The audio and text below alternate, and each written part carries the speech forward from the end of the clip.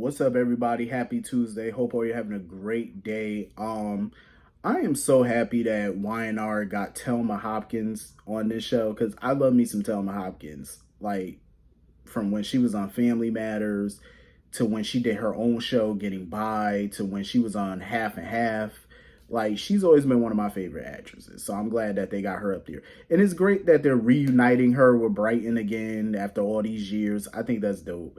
Um, Getting into this episode of YNR though, I don't trust that family. I done told y'all that since day one when they came up here. I don't trust them people. Something is not right with them, and I feel like there's a cover up. Um, I definitely feel like Sutton is guilty. That's just my opinion. I feel like Sutton is guilty. I feel like Sutton has something to do with Amanda Father's death. I think he definitely did. And then for Imani to keep on pushing the narrative that, oh, they should blame it on somebody at Newman. There's no proof. Amanda already went that route. She already talked to Victor. She went that route. There's no, crazy amounts of money that were deposited into Richard's accounts. There's nothing there. You know, I fully believe that Sutton had that man killed. I definitely think so. And Sutton is going behind Amanda's back, talking with Imani about the case and, going over stuff with Imani or whatever, instead of going over things with Amanda, who he put in charge of his case. And when they spoke with the private investigator, Miss Tolliver, aka Thelma Hopkins, when they talked with her and stuff, Amanda specifically asked her, did Richard have any issues at Newman? She said no. Her whole job for him as a private investigator was to find his child/children. And right before he died is when she gave him the address to the foster family of one of the girls, Hillary or Amanda. And once she gave him that address, he passed on right after that. So I believe that Sutton had something to do with it, because I think Richard reached out to Sutton about it. And we all know that Sutton does not want the public to know that Amanda and Hillary are his grandchildren. He don't want nobody to know that. So I definitely believe he shut Richard up to keep that information from coming out, because Richard was getting close to it. I don't think it had anything to do with Newman Enterprises. That's just the narrative that they want Amanda to go down. That's what they want her to do. So that way she don't, uncover what they've been trying to cover up all these years. I don't trust Imani either, because something tell me she know the truth. Like, she know what's going on, and she's trying to hide it too. She tried to sit there and bond with Amanda, talking about, oh, let's go grab something or whatever. We don't have to talk about work or whatever. So they started bonding over their favorite vacation spots and all that good stuff. And that's typically a nice scene, but I don't trust that girl. I don't trust her. And I really would hate for Amanda. That's why I didn't want Amanda to take this case. I was hoping she would not, but I knew she would. Because that family just gonna drag her down. I feel like she's gonna get her heart broken by that family. I definitely think she will. And here go Nate coming over there flirting with Imani. I'm like, of course. Because clearly he don't even know that's Amanda's half sister, because of the deal in place that they're not supposed to, they don't want nobody knowing that. And when Amanda found out that Nate dated Amanda or whatever, that interests Imani even more so. Something with that family, something just ain't clean with them. It's just not. Like, that family is just, ugh. So, of course, Nate wants to know more about Imani, so he goes to drop off some case files for Moses or whatever, and he started grilling Devon about Imani or whatever, asking what he know about her. And shit, Devon was like, I don't know much about her. He was like, she just seemed like she a handful or whatever. So you already know that intrigues Nate even more. I'm like, Nate, stay away from that family. Ain't nothing good gonna come from that family. I feel like the writers probably just have Nate kind of playing the field so far, since him and Elena didn't work out. And, now he was sitting around with Lola at one point, and it looked like him and Lola was getting cozy a little bit. And now they got Nate talking to to Imani now. I'm like, yeah, they got that man playing the field. That's really what it is. They got him playing the field right about now. But I'm interested to see where this story go, because Nikki came over there while Amanda and Imani were talking or whatever, running her big mouth about Sutton case. I'm like, Nikki, go sit down somewhere. And of course, as soon as Nikki came over talking about the Sutton case, Amanda couldn't get Imani out of there quick enough. I'm like, for real, Nikki, mind your business, be quiet. Speaking of Nikki, so she started grilling Billy about him moving in with Lily or whatever, and why he didn't tell Victoria. First of all, Nikki, it's none of your business why he didn't tell Victoria that he was moving. Why do you care? Furthermore, he hasn't had a chance to tell Victoria that he moved.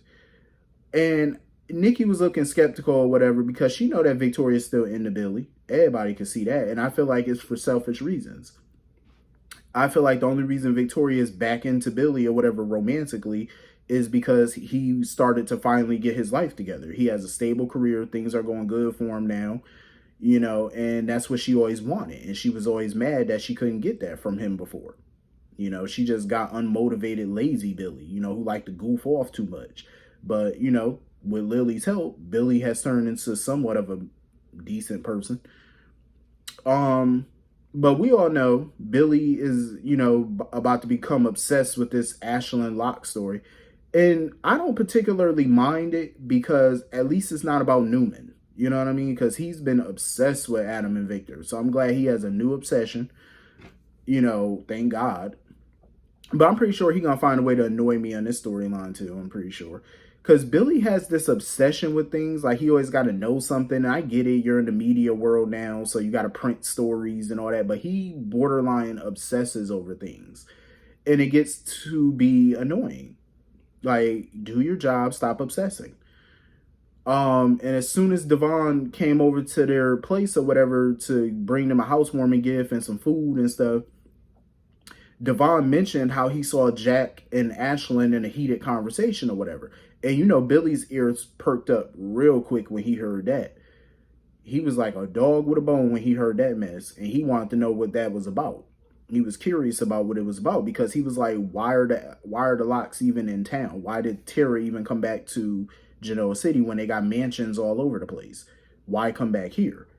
So, you know, he want answers. And then he got an alert on his phone that basically told him that Ashlyn changed his divorce filing from no fault to fault, adultery.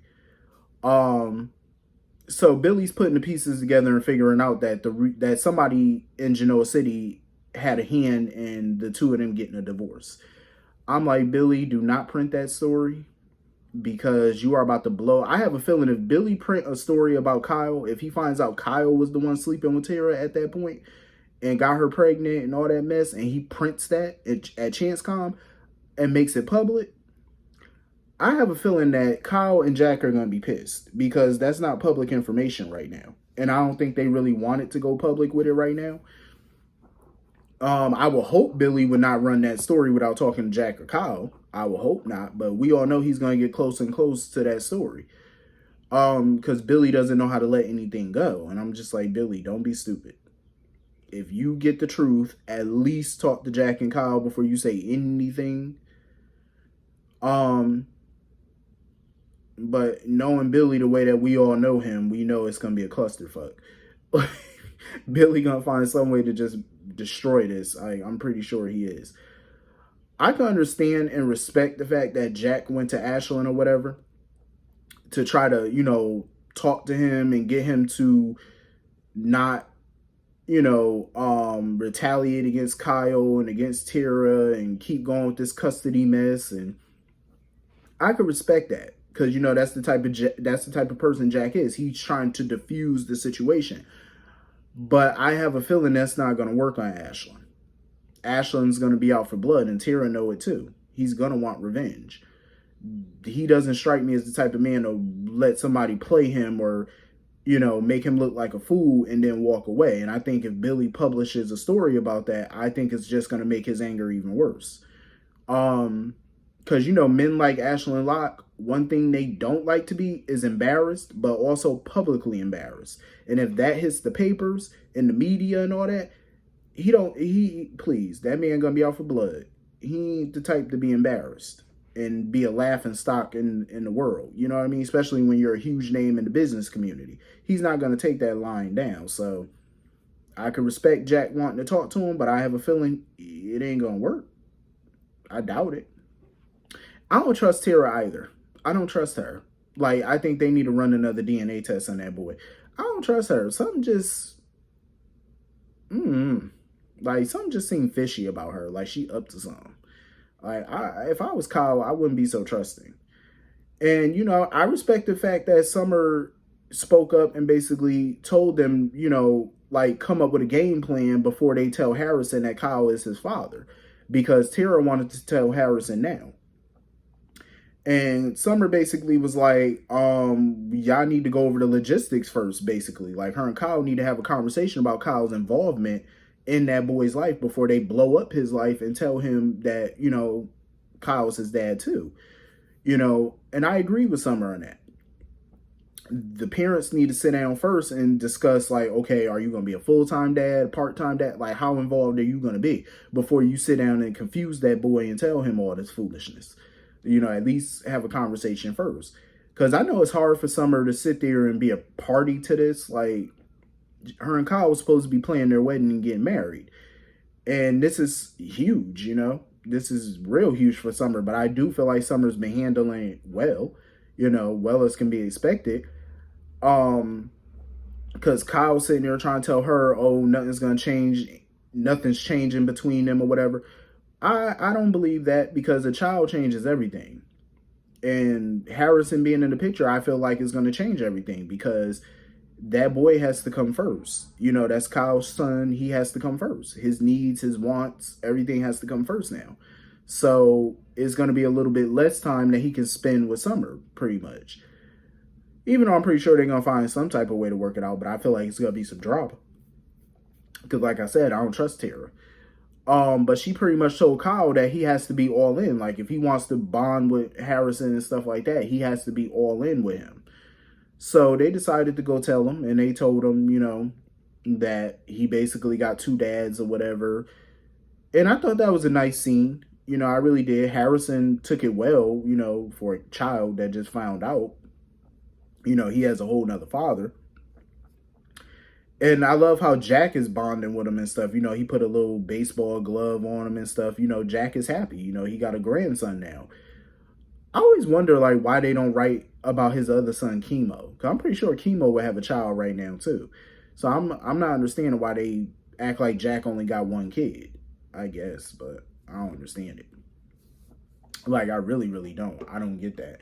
But I'm happy for Jack. You know what I mean? Like, I'm really happy for him. He got a grandchild now, and hopefully, you know, things go smooth. But with Ashley and Tara at each other's throat, it ain't going to go smooth. It's not going to be smooth sailing.